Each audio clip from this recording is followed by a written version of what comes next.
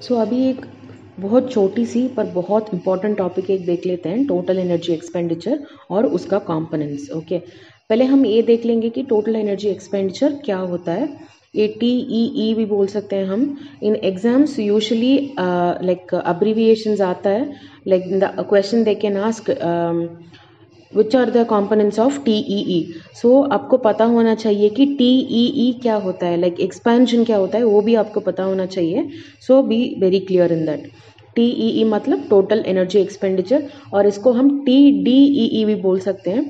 TD मतलब total daily energy expenditure. ये दोनों सेम बात ही है, but little difference in how it is written. Okay, so ये टोटल एनर्जी एक्सपेंडिचर है ना, ये एक एनर्जी लेवल होता है जितना एक ऑर्गेनिज्म एवरीडे फंक्शंस है ना। For example normal temperature maintain करना, हार्ट बीट मेंटेन करना, ब्रीथ करना, फूड डाइजेस्ट करना, लाइक फ्यू फिजिकल एक्टिविटीज़ करना, ये पूरा मिला के जितना एनर्जी हम एक दिन में चाहिए उसी को हम टोटल एनर्जी एक्सपेंडिचर बोलते हैं। Okay, very simple.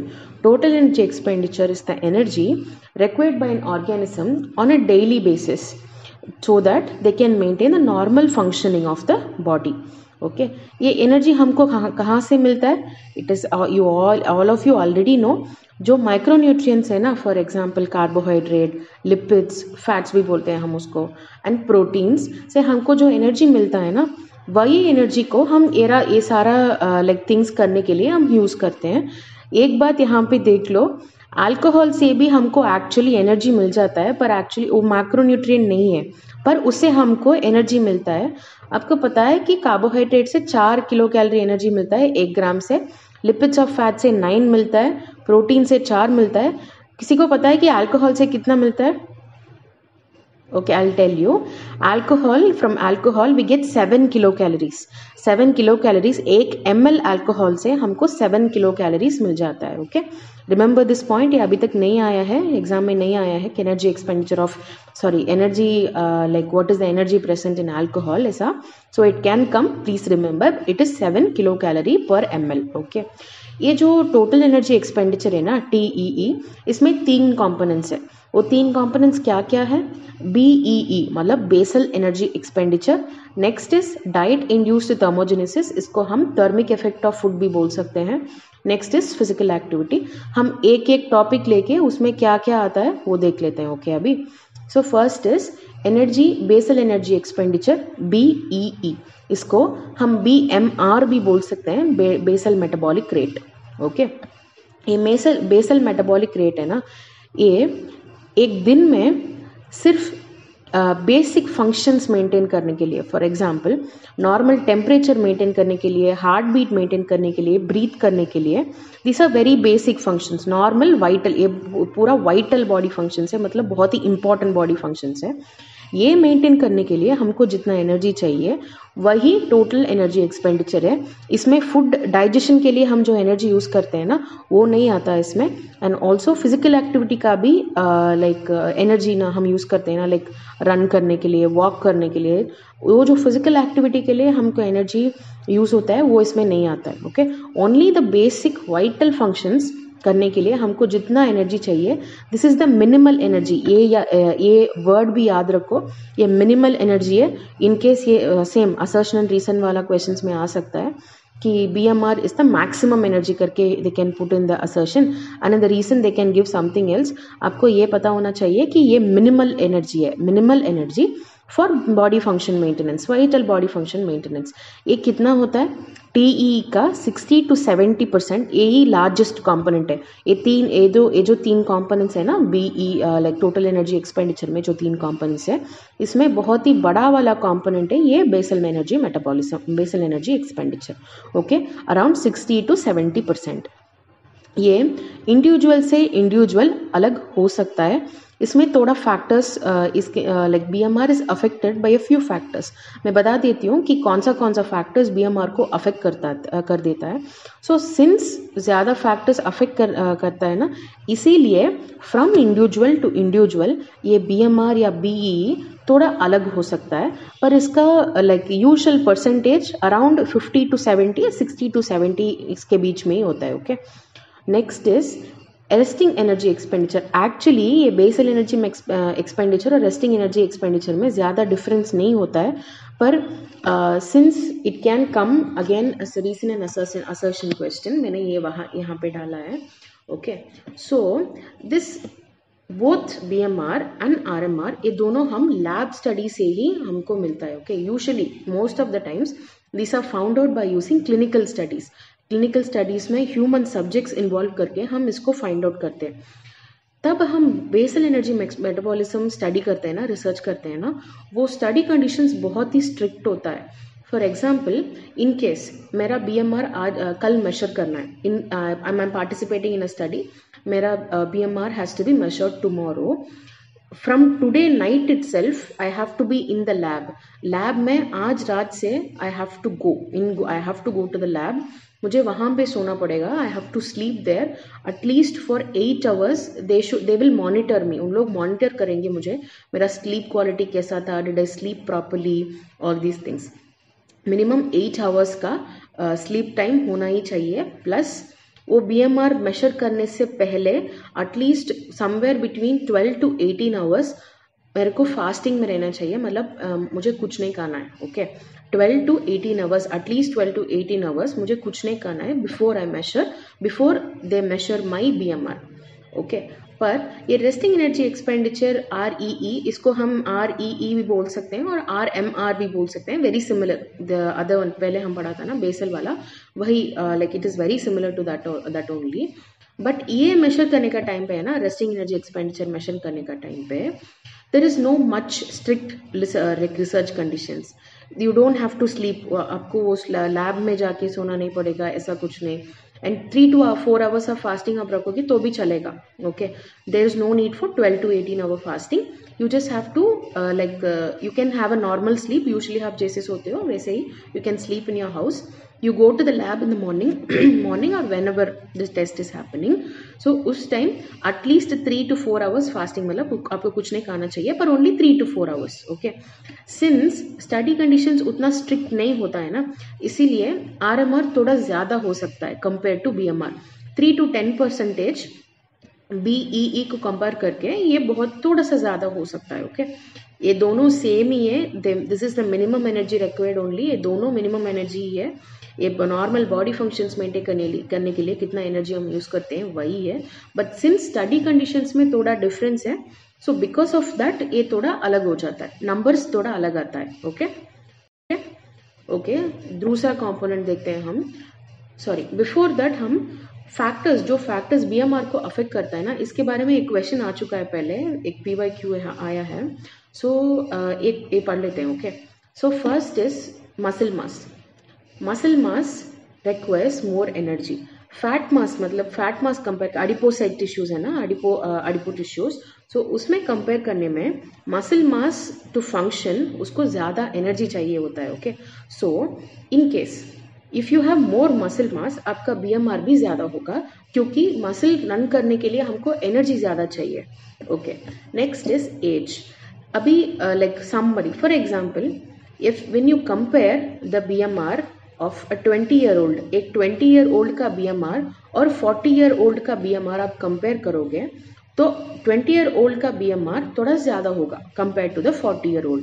इसका रीज़न क्या है? मेन रीज़न ये है कि एज वी एज, जब हम लाइक ओल्ड हो जाते हैं ना, हमारा बॉडी से मसल मास थोड़ा सा कम होता है और फैट डिपॉजिट ज़्यादा हो जाता है. Okay, this is one among the main reasons. ये एक मेन रीजन है, पर सिर्फ ये रीजन नहीं है. There are lot of other reasons also. For example, changes in hormones and neurological processes. Hormones का मैं एक एग्जाम्पल बताती हूँ. Women, when you take women, no, post menopausal time में, ये हम ऑस्टियोपोरोसिस का टॉपिक में भी देखा था. एक लाइक पोस्ट मेनोपॉजल टाइम में their body levels of estrogen एक sex hormone, female sex hormone है, वो कम हो जाता है. ईस्ट्रोजन कम होने से फैट डिपॉजिट हमारा बॉडी में ज़्यादा होता है, प्लस मसल मास कम हो जाता है. उसके वजह से भी age and also hormones BMR को अफेक्ट करता है. सिंपल ये याद रखो कि कौन सा फैक्टर BMR को अफेक्ट करता है. क्या कौन सा फैक्टर ज़्यादा करता है, कौन सा फैक्टर कम करता है। Okay, next is body size. Body size मतलब ये, इसका मीनिंग ये नहीं है कि वो बहुत ओवरवेट या ओबीस है, ये इसका मीनिंग नहीं है।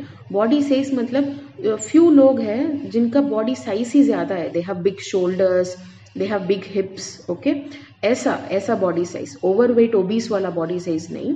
सो इन केस आप बहुत बड़ा हो, like you are very big, your big shoulders and your very big big thighs and everything, your body surface area ज़्यादा है। surface area मतलब जो skin cover करता है ना, वो surface area ज़्यादा है। so surface area ज़्यादा है तो heat loss ज़्यादा होगा ना, आपका skin से बाहर heat loss ज़्यादा होगा।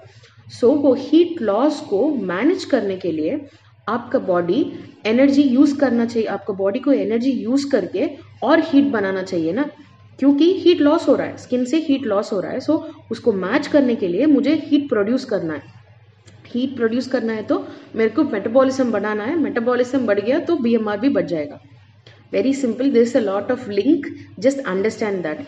बिगर बॉडीज मतलब ज़्यादा सरफेस एरिया, ज़्यादा सरफेस एरिया मतलब ज़्यादा हीट लॉस, ज़्यादा हीट लॉस मतलब मैनेज करने के लिए और हीट मेरा बॉडी प्रोड्यूस करना पड़ेगा to maintain my body levels, body temperature.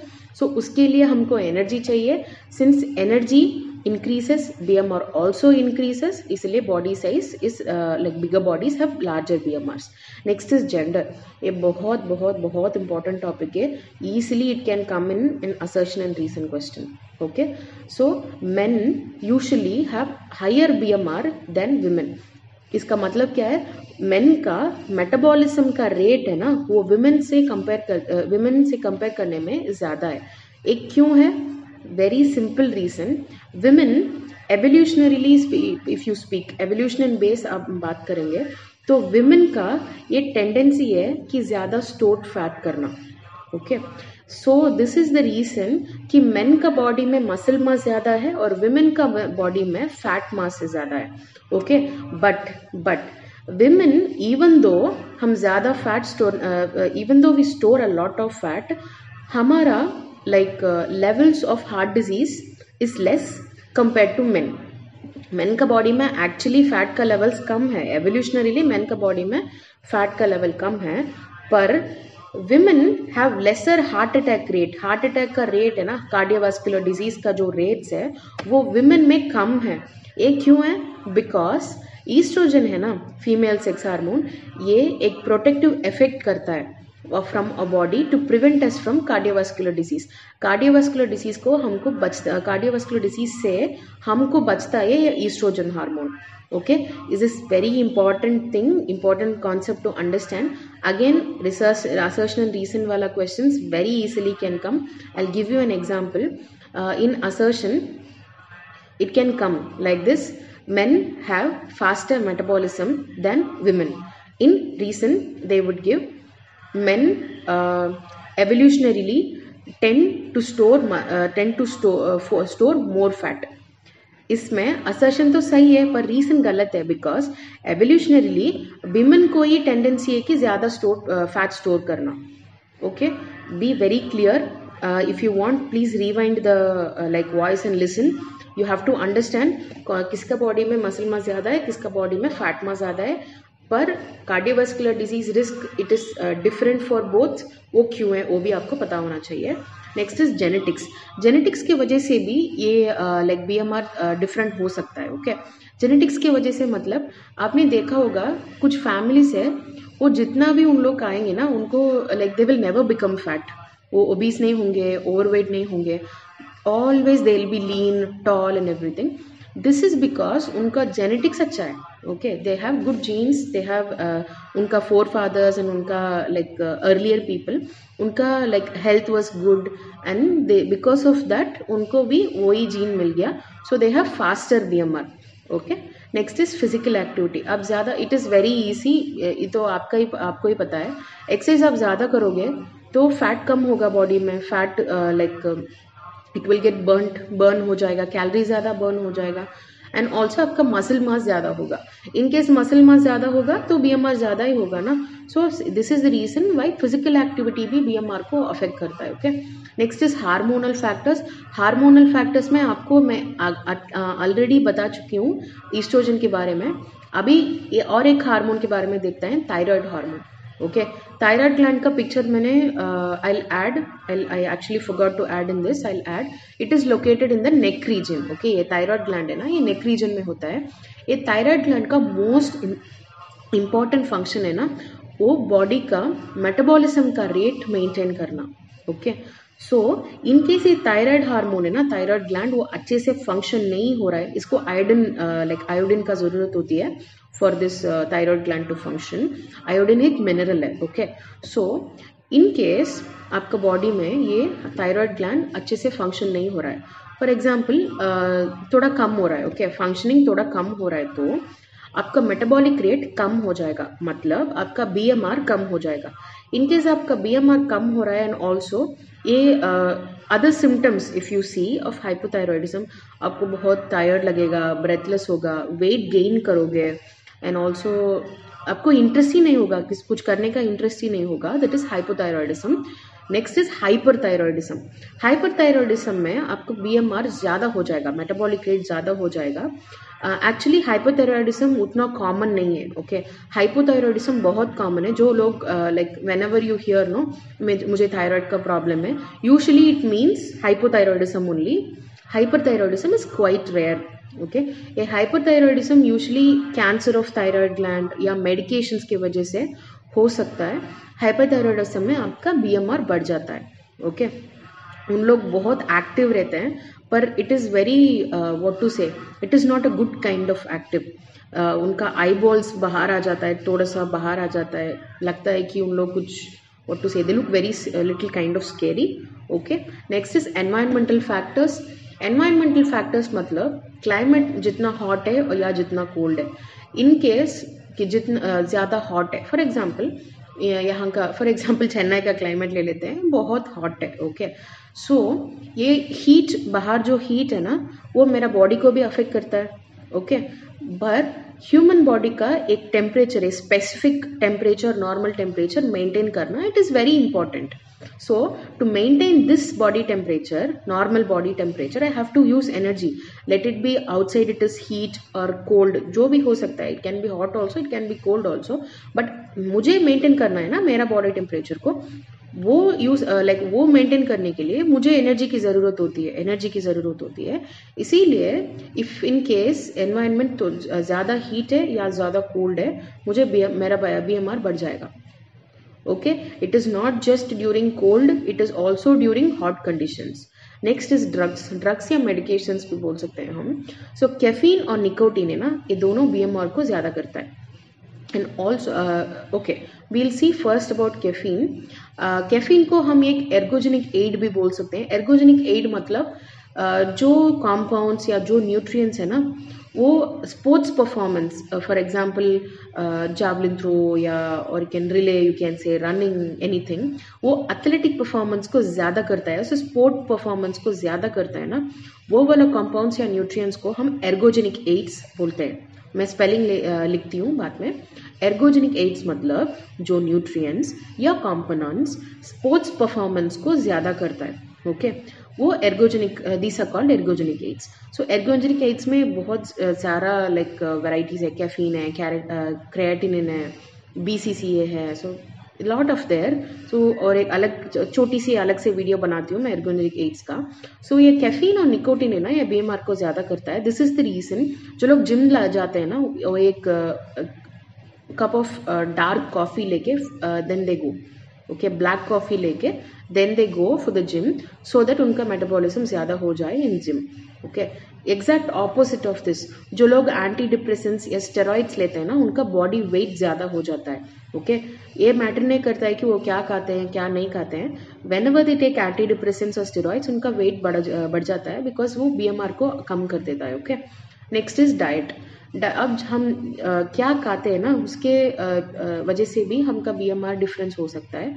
For example, सिर्फ एक एग्जाम्पल लिया मैंने, स्पाइसी फूड्स है ना, जो वो तीखा होता है, तीखा foods. So in those foods if you eat, वो मेटाबॉलिज्म को ज़्यादा करता है. Okay, so have a look of all the factors, समझ लो कि क्यों ऐसा होता है, so that you can answer assertion and reason like वाला questions. Next is the second component, diet induced thermogenesis. Diet induced thermogenesis very simple है. जो हम एनर्जी फूड डाइजेस्ट करने के लिए और उसको अब्जॉर्ब करके यूज करके और स्टोर करने के लिए यूज करते हैं ना, वो एनर्जी को हम डाइट इंड्यूस्ड थर्मोजेनेसिस बोलते हैं.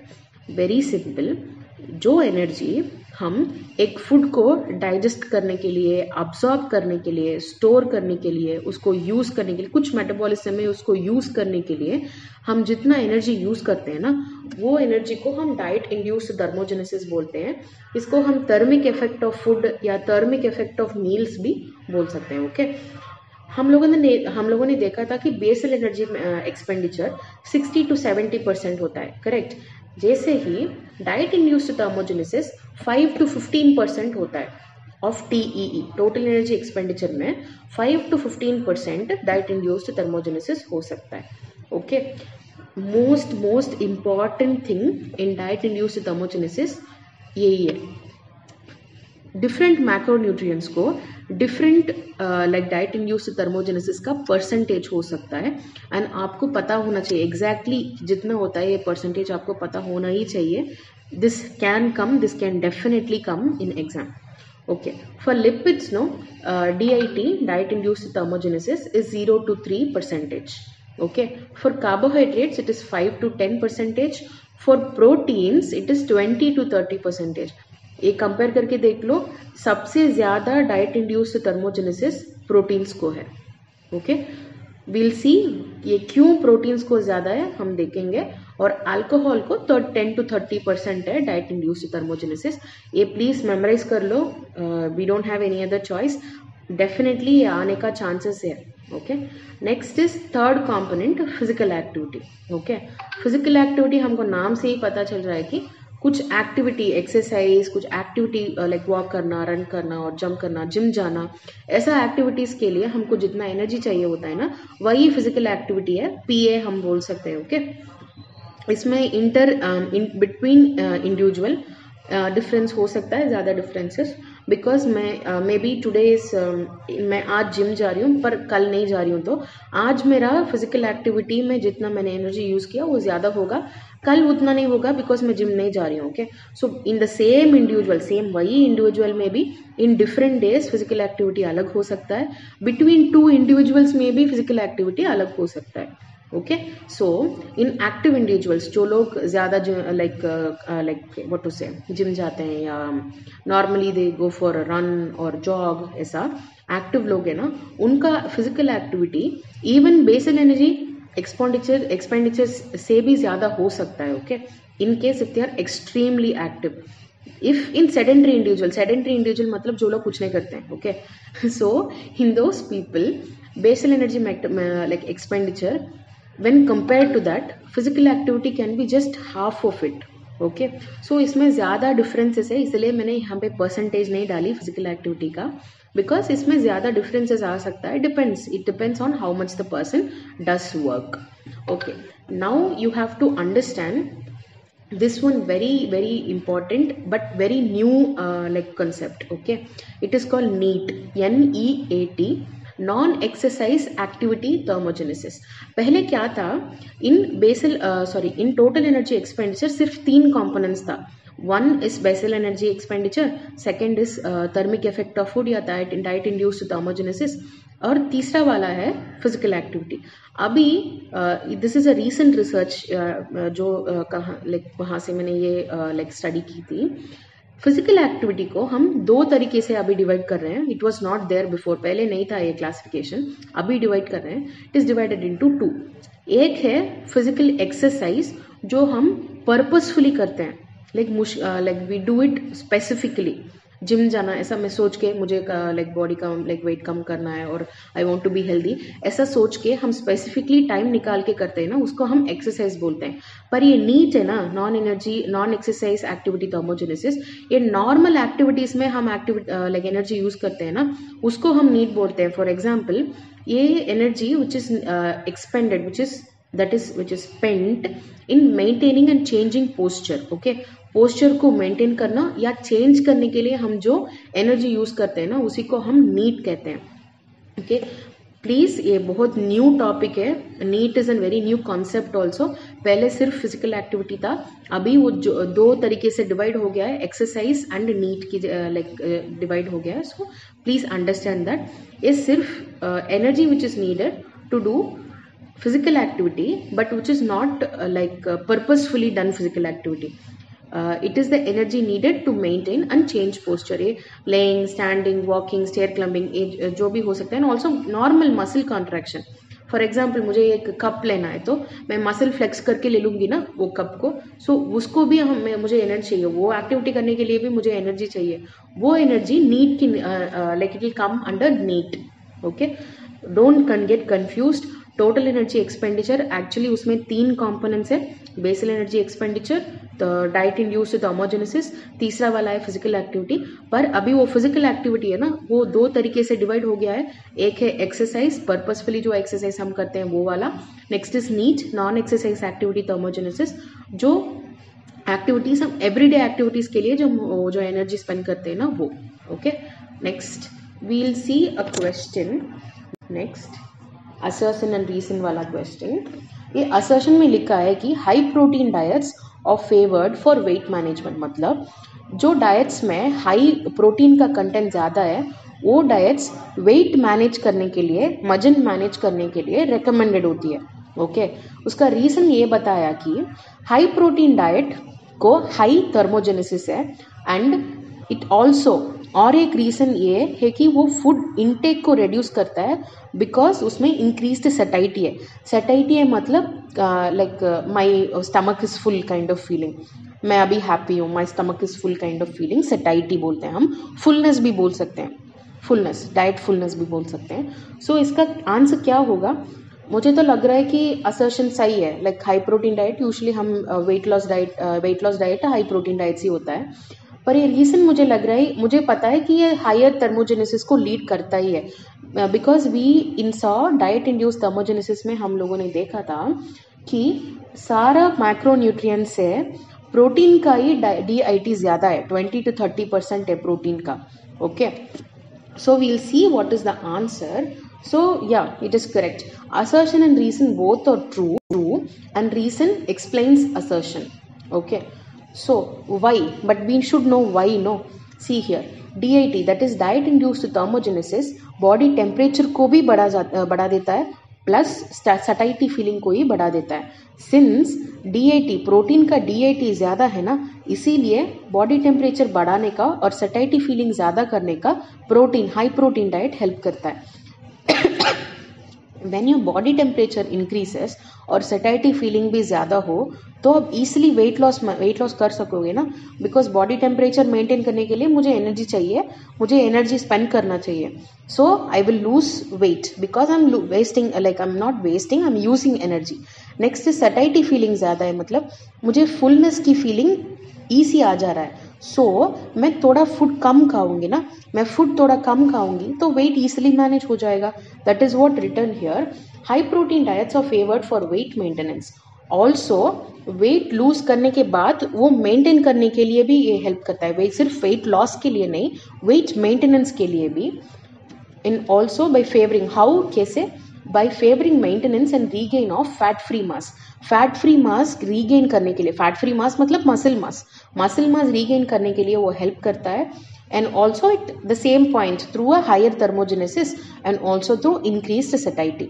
ओके, प्लीज ये याद रखो कितना परसेंटेज होता है डाइट इंड्यूस्ड थर्मोजेनेसिस का, परसेंटेज कितना हो सकता है फॉर डिफरेंट मैक्रोन्यूट्रिएंट्स. बिकॉज ये it can come very easily. It's a simple 1 mark question की जैसा, like what is the diet induced thermogenesis of protein dash, ऐसा क्वेश्चन आ सकता है. And also it can come as assertion and reason वाला question, और it can come as a match question. एक side में न्यूट्रिएंट्स, एक साइड में मैक्रोन्यूट्रिएंट्स और एक साइड में परसेंटेज एक्टिविटी हो सकता है. Okay, so this is a very important topic. Like अच्छे से पढ़ लो ये topic. Okay, this is done. If you have any doubts regarding total energy expenditure, please message in the group. मैं clear कर दूंगी आपका doubts. Okay.